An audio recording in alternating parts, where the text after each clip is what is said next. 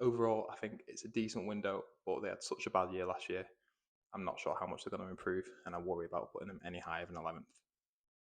In 10th, I've got Forest. I think they'll drop off this season.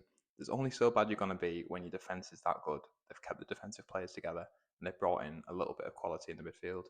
Now, I think Wood's a year older and Alanga's gone, so they might struggle to get goals, but I think a small drop off is probably about right. So in 9th, it's Newcastle. Isak is not playing for them, and Wilson's gone, so I'm not sure who they're going to play up front at the start of the season. If you get Visser, I still think they're a little bit light on quality. I think they're in a tough season. The squad harmony has probably been damaged by Isak, and yeah, overall, I think they're going to struggle for goals. If they do have a good season, it'll be because Anthony Gordon has carried them on the back. In 8th, it's Palace.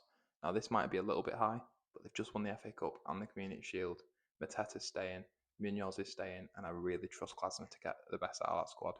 I think Henderson's going to have a late push for the World Cup squad, and even though they're losing some key players like Guahi and Eze, I just trust them to replace him. Adam Wharton looks like he's not going anywhere, and I just think they're a really, really settled squad. They know each other, they're a good unit. In 7th, I've got Brighton. Now, Brighton are not settled, but they're very exciting. They're a fun team, they're attacking, and I really love the recruitment this season. They've lost João Pedro, but I think that's just going to make Jorginho Rutter better. He's going to play up front, in my opinion. I think Jack Hinshaw was in for a big season this year. I just think overall the recruitment's really smart. They're a good club. Herzler's going to see them through to a good finish, in my opinion. 6th, I've got Villa. I trust Emery to get them a good finish. I think Morgan Rogers is truly elite. Ollie Watkins is reliable. I think that squad's really good. I always expect Villa to do really well, and I think it's no different this season. In 5th, I've got Spurs. Now, this is a big improvement on last season, but I trust Thomas Frank to do the business. They looked really good against PSG, and while they didn't win, I thought you could see already the improvement in that squad.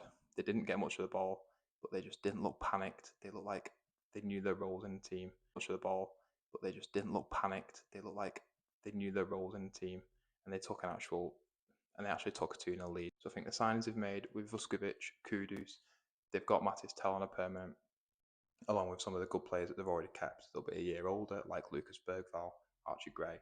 They're in for a good year. Thomas Frank, I trust to get the job done. Chelsea, I've got 4th. Now, I think people are overrating Chelsea a little bit. Whilst they do look like a good squad, they've always had a deep squad full of quality players. The issue's been harmonising them, and it's no different this year. They've brought in so many players.